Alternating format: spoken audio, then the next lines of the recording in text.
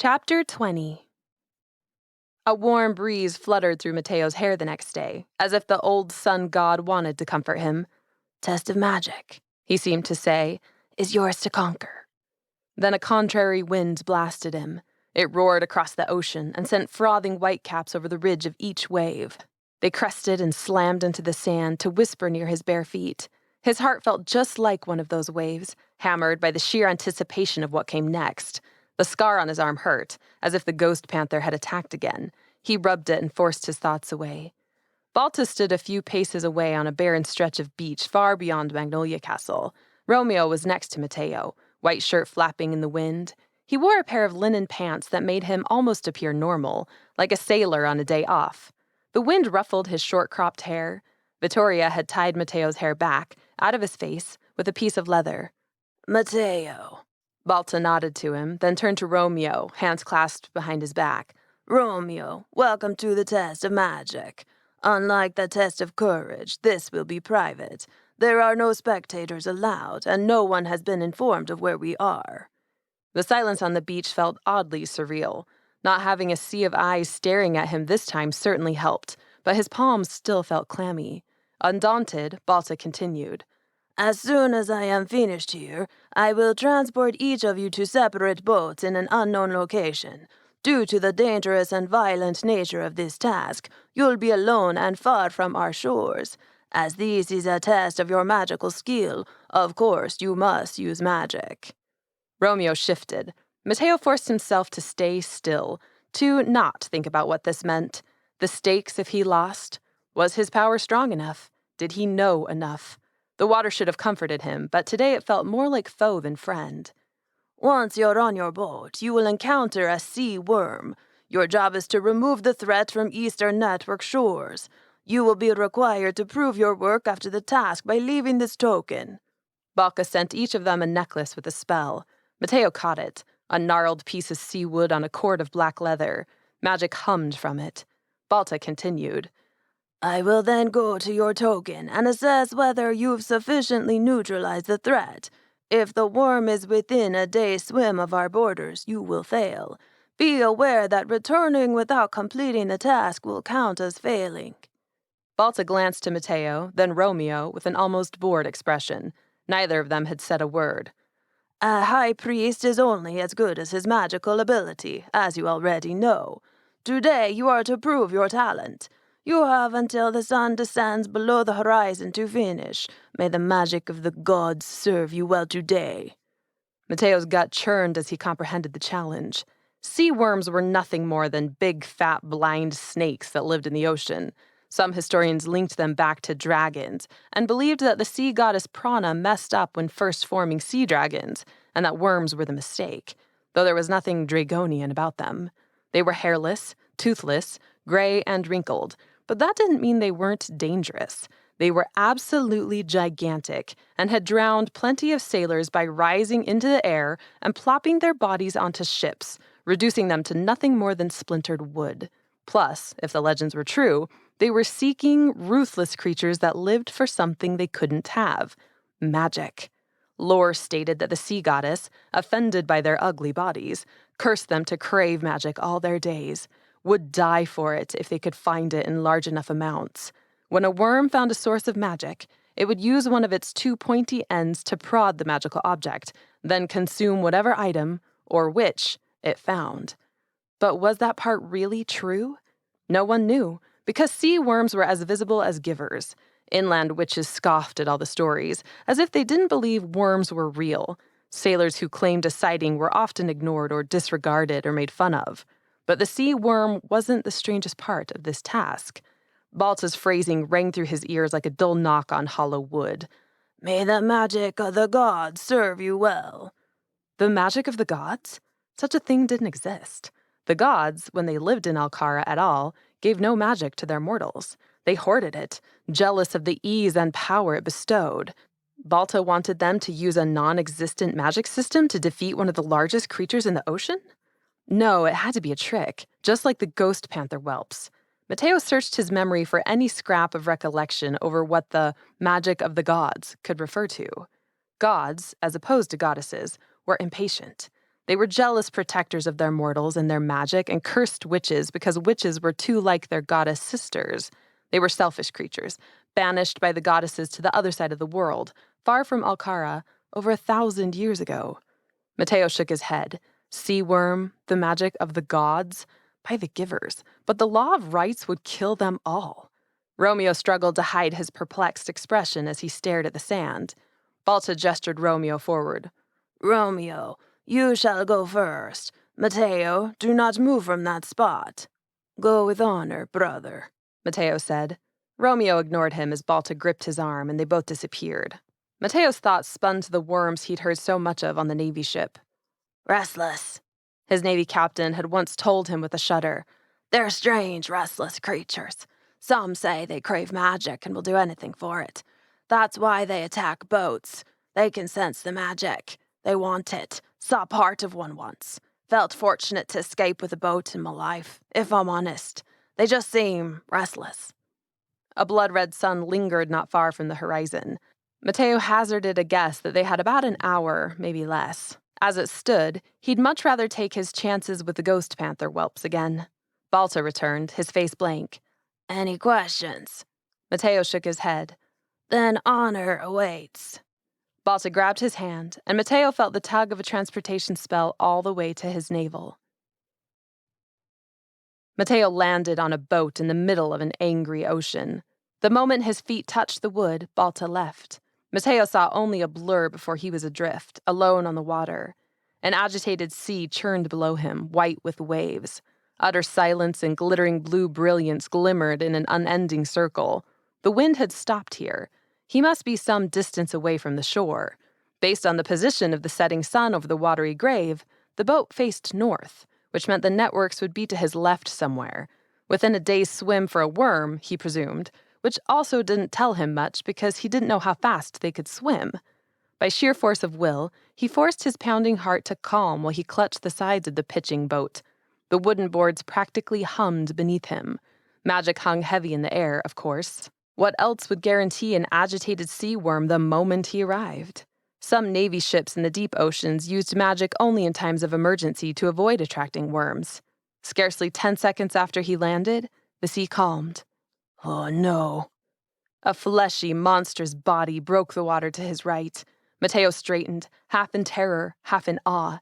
A sea worm rose from the endless ocean beyond him, the heaving body climbing higher and higher in the air until it exceeded the height of the Saltu jungle arena. The thickness of its massive body would have fit at least a full landowner house. Deep wrinkles lined its shiny, leather-like skin. Struck by the sight, Mateo simply stared as it rose, only 20 paces from his little skiff. Then he scrambled for an oar. As quickly as the worm ascended, it began to fall. The snake-like body plummeted back toward the ocean like a toppling tree and slapped the water. From the depths of its belly came a distinct groaning, as if the ocean herself wanted to complain and vented her pain through the worm. Too late, Mateo pushed his oar in the water and tried to get away. The worm slapped the surface of the ocean with its other end, let out another keen, and disappeared below the waves. Water sloshed over the sides of the boat. In the distance, the sun crept closer to the horizon. Now, Mateo could hear a strange sing-song. The worm slithered with lightning speed beneath him, skimming just under the surface, appearing with a flash of light in the water. Mateo struggled to keep his focus as the waves crashed into his boat, then began to calm. He couldn't just fight. He had to think, had to go on the offense, or the worm would drown him and then eat him.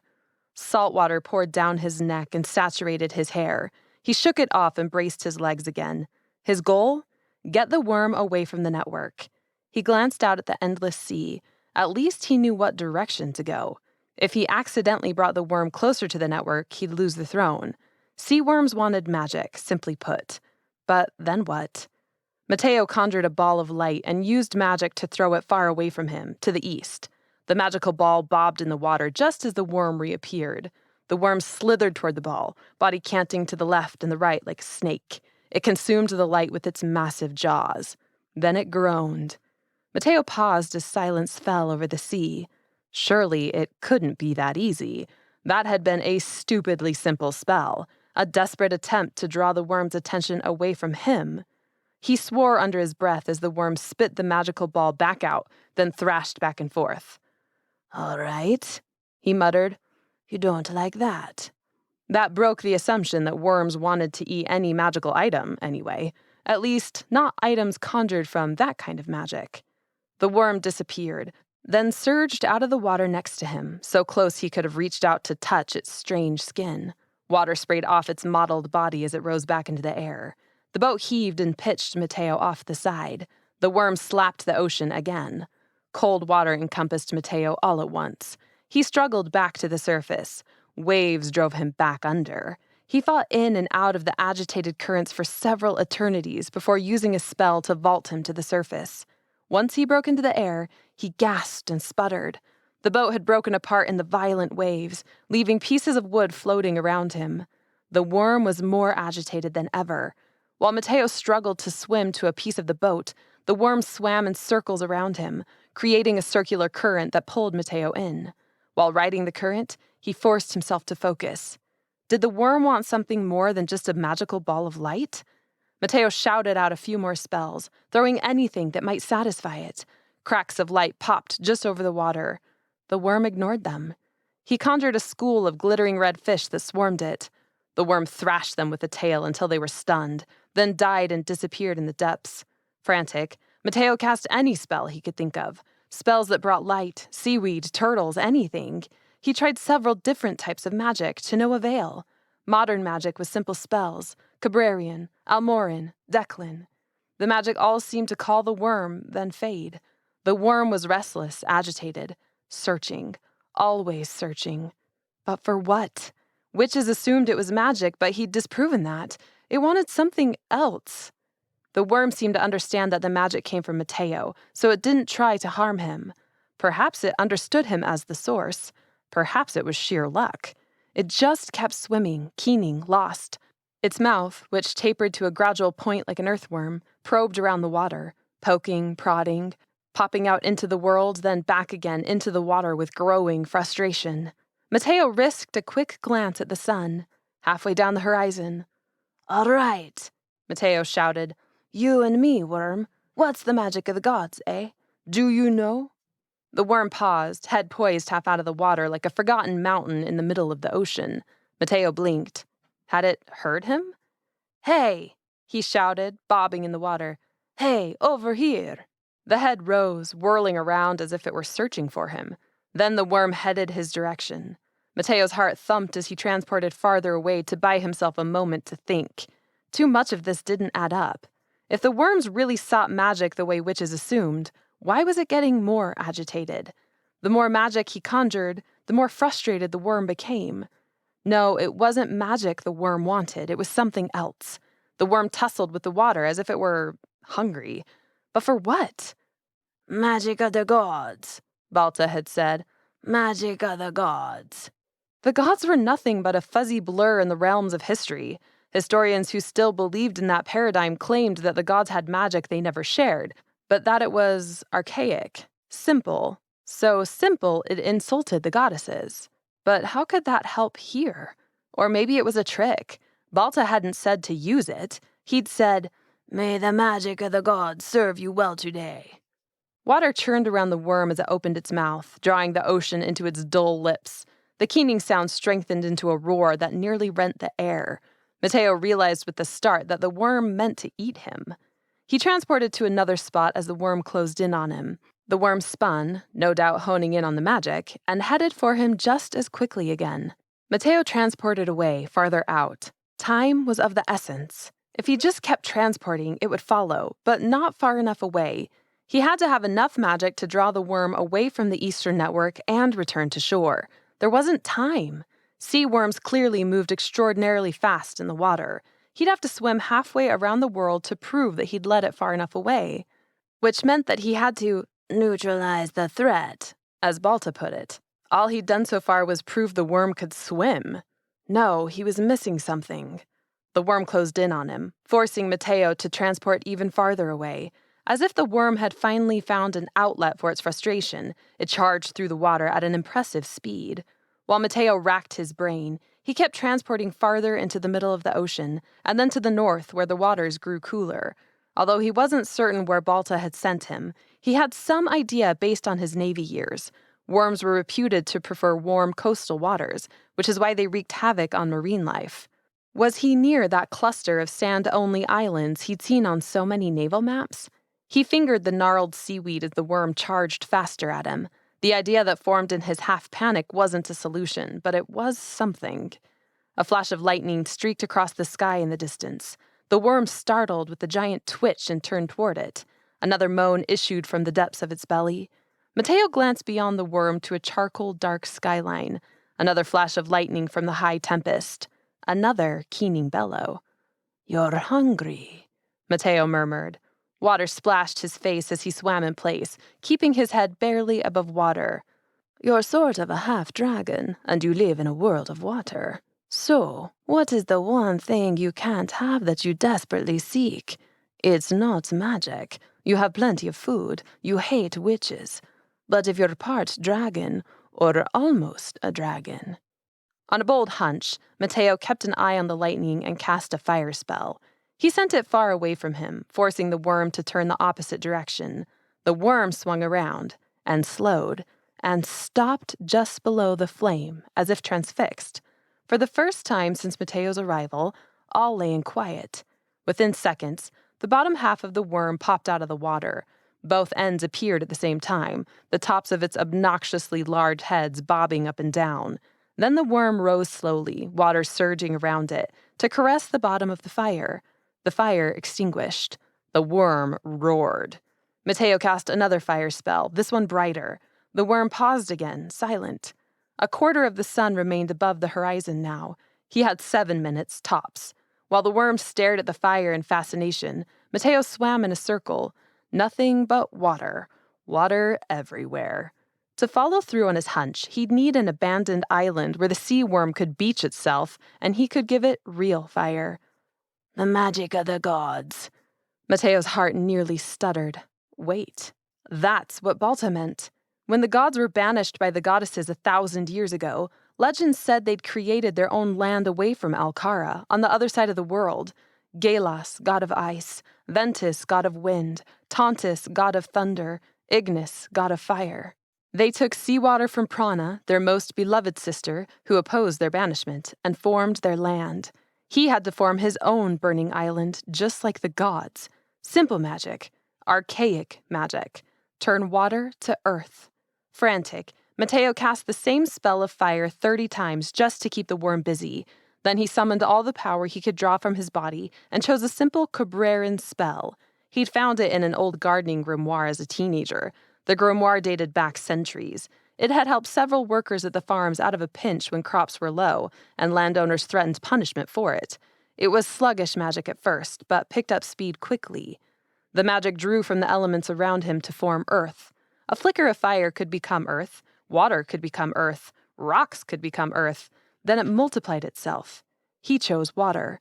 He wouldn't be able to anchor the makeshift island all the way to the ocean floor, but he could, hopefully, make it float with an incantation taken from Durin magic, which he'd studied last week. The two magics had never interacted before.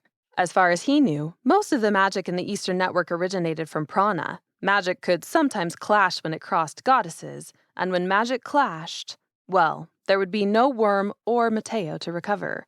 He grasped water in a cupped hand and started the Cabrerian spell. The water particles trembled, then crashed together in a loamy fistful of dirt. Under his breath, he cast the incantation again and again and again, until the words formed a rhythmic chant. The loamy earth thickened until it filled both palms. He held his hands close to the water. Magic flowed out of him and into the dirt, turning to earth at his fingertips. It spread further out, tripling in size within moments. The sun sank lower. In the distance, the worm snuggled up to the fires, caressing each until they were extinguished. Then it let out a guttural roar and found the next one. Mateo kept only a small part of his mind focused on the worm, the rest on pulling magic from every portion of his body. Every fleck of dirt that touched the water multiplied until it spread past his arm, his shoulders. It thickened and began to sink. Mateo weaved the Durin incantation into his chant to force the dirt to float. It stayed together now, but the growth slowed. Frantic, he switched to mental recitation because he could think the magic faster than his lips could move. The thoughts streamed through him, and he focused only on the alternating spells. The dirt expanded until he clung to it instead of swimming. The worm approached the final taunting flame, extinguished it, and shook the air with a livid bellow. It thrashed, looking for the next in an empty sky. Beyond it, the sun turned to a glowing fingernail of burnt orange. Magic poured out of Mateo in sheer desperation now. Mud floated around his hands, stained his white shirt. He had to stop the incantations to cast a flame near him to draw the worm closer. The fire flickered overhead, massive in size thanks to the intense magic flowing out of him. The dirt began to sink again. With a shout, Mateo called it back up with Durin magic. The island, longer than he was tall, expanded more rapidly with each passing second. He poured out the magic, and the magic grew. It tugged at his brain, his muscles. Even his bones felt as if they were drained. The magic sped up, multiplying quickly. Finally, Mateo climbed on top of the earth pile and stood there, chanting. The island bobbed in the waves, but remained above the water, as broad as his own house. He continued, but fell to his knees. The magic seemed to possess him now, flew out of him, drained him, pitied him in its ultimate power, as if he'd become the magic, and the magic took over. He gave it more, and the magic took it. The dirt grew into an island he could pace across, an almost perfect circle. Fingers of dirt crawled from the center, expanding outward. The worm pursued the hot flame overhead, seeming to speak with deep curiosity as it pushed closer. Exhausted, Mateo stepped to the edge of his new island.